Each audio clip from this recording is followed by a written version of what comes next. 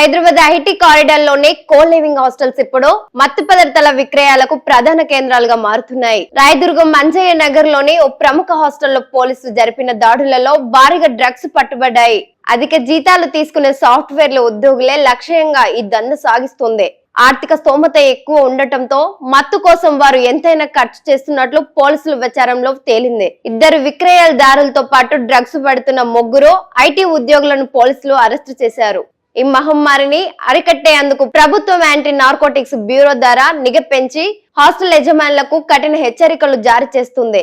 రాయదుర్గం మంజయ్ నగర్ లోని living government hostel PG drugs విక్రయాలు జరుగుతున్నాయని అందిన సమాచారంతో స్పెషల్ ఆపరేషన్ టీం పోలీసులు ఆకస్మిక స్థానికులు నిర్వహించారు. ఆంధ్రప్రదేశ్ కు చెందిన వంశీ దిలీప్, బాలప్రకాష్ అనే ఇద్దరు డ్రగ్స్ పేడర్లను పోలీసులు అదుపులోకి తీసుకున్నారు. వీరితో పాటు మత్తు పదార్థాలు వినియోగిస్తున్న మణికంఠ, రోహిత్, తరుణ్ అనే ముగ్గురు సాఫ్ట్వేర్ ఉద్యోగులను అరెస్టు చేశారు.